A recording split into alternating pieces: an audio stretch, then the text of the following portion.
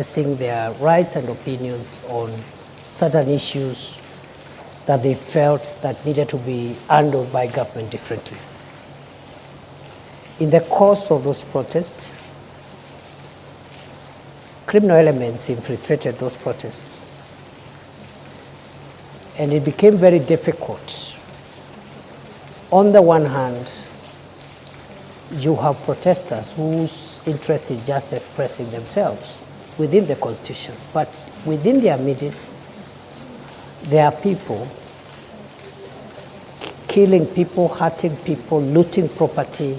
And that's how Parliament was breached, because protesting does not include breaching in Parliament, which is a restricted access facility. And that day, we came very short of the burning down of Parliament. And in the process, the chambers of the Chief Justice were also vandalized by protesters, broke the wall, broke windows and doors, and stole water and other items. So the point is, how do we balance going forward? They need to protect the right to protest, but at the same time ensure public safety. Other countries have had their occasions, like the Americans had on 6th January 2020. Similar situation. People are unhappy with an election outcome, and they just venture into constitutional institutions and run amok and bring violence. So it is unfortunate we had that mix-up between honest, legitimate protesters and cruel and dangerous criminals who really caused a lot of pain, death, destruction, and almost put down some of our institutions established under the Constitution. There's been many questions over who gave the shoot-to-kill order. Was there a shoot-to-kill order? And was it a show of culpability for security agencies under your command that warranted the presence of the military, the Kenya Defense Forces, to quell the situation? There was no shoot-to-kill order. And the Interior Minister does not command the operations of the police. This is spelled out in Article 245 of the Constitution in very clear terms. If there was Your Excellency, I want to put this question to you, and it's a question of responsibility. When you're being vetted for the second time as the Cabinet Secretary Interior, there was a lot of praise heaped on you for combating banditry in the north of Kenya. And you appeared to acknowledge that. Was the police in the North Rift under different command, so much so that when it comes to the Gen Z protests, you're not the one in charge, but when it comes to the North Rift, you will take the glory? At no time have I said I've been in charge of the operations on banditry, because the Minister for Interior does not play that role. Okay.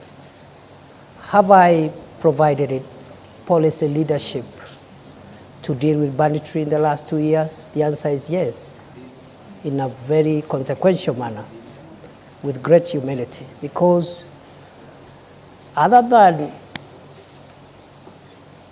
advising on the establishment of the Operation Maliza Uhalifu and the gazettement of the disturbed areas. You know, that's the job now of the minister. Those are policy interventions.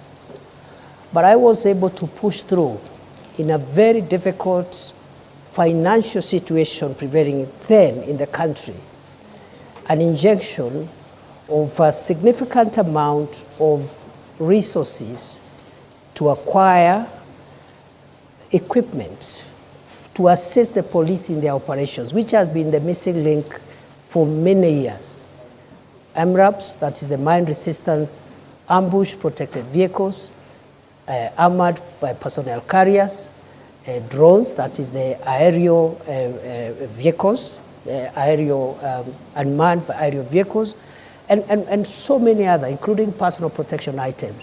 So in a very modest way, I would want to be associated with the tremendous work done by the police, with the support of the military, to dismantle the infrastructure of banditry in the North Rift, because I provided policy support for the acquisition of modern weapons and also providing the legal space for the police to carry out operations, especially in the areas which I classified as disturbed and dangerous, because that is where criminals were always retreating and regrouping. Those areas today are completely free from bandits. The question here, Your Excellency, is on the question of responsibility.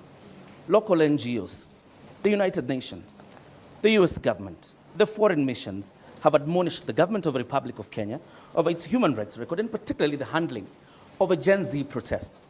My question to you tonight is, when the Republic of Kenya is being admonished, who takes responsibility? Well, as I have said, you see the general admonition or viewpoints by various stakeholders on the performance of government on many things, including homeland security, is a legitimate thing.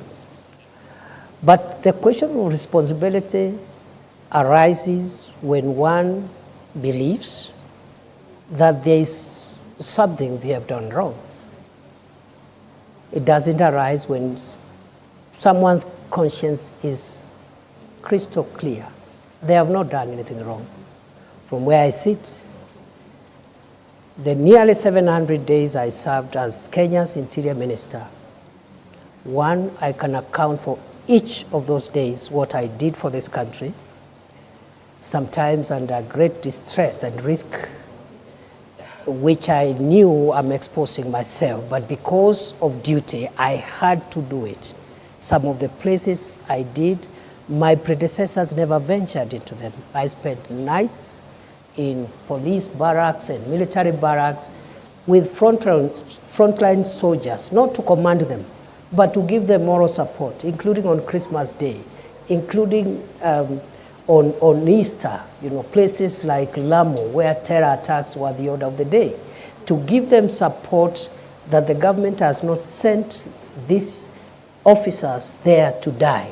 They have sent them there to protect the nation, and as minister, my moral support and the policy guidance I gave, I think, was instrumental in a big way because of the feedback I have received from the officers.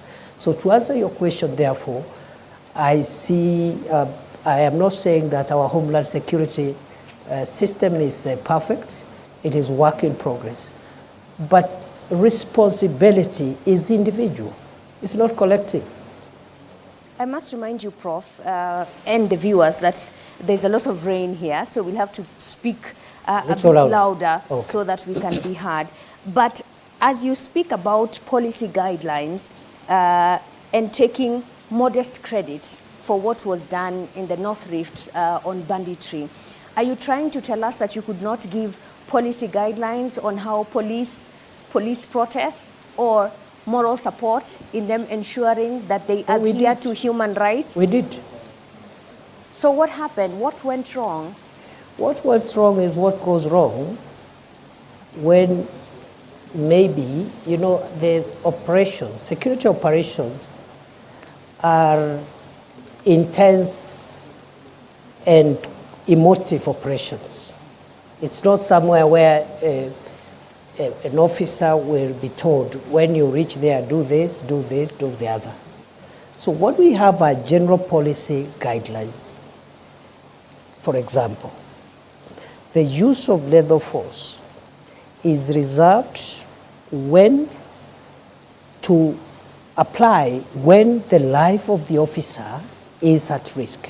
So was if a criminal, for example, officer's life in wants danger? to take Allow down me, Professor Kindiki, was any police officer in danger when David Shege and Enoch Chalo, Erickson Chalo Mutisia only had a flag and they were dancing outside Parliament? What threat did they pose to security officers at Parliament? That is a matter under investigations. If the circumstances you're reading out there is what happened, the officers will be accountable. It's as simple as that.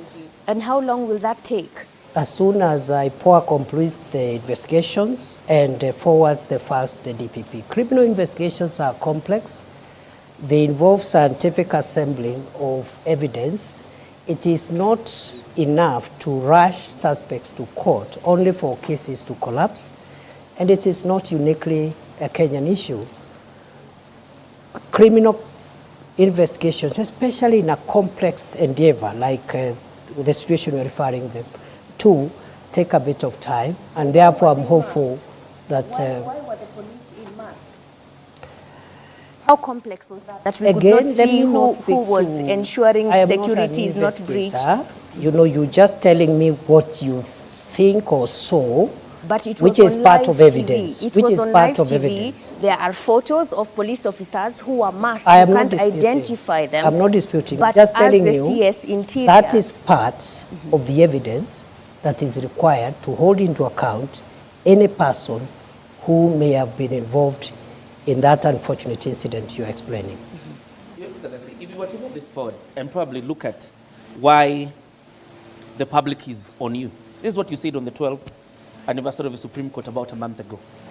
And you were talking about crucial jurisprudence. You said, I have had to ask myself whether the highest interest is the public interest or there is a higher interest called the national interest, because the public itself could hurt the national interest. Public can be mobilized or mobilize themselves against national interest. First of all, where does this national interest sit in the Constitution? And number two, wasn't this an indirect proposal of a clawback on basic freedoms that are enshrined in the Constitution, Your Excellency? As you answer this, Your Excellency, you did say that lives of protesters need to be protected as you ensure public safety. Was the public unsafe during that period? Why did we get to that point? When I spoke at the Supreme Court reflection colloquium on public interest and national interest,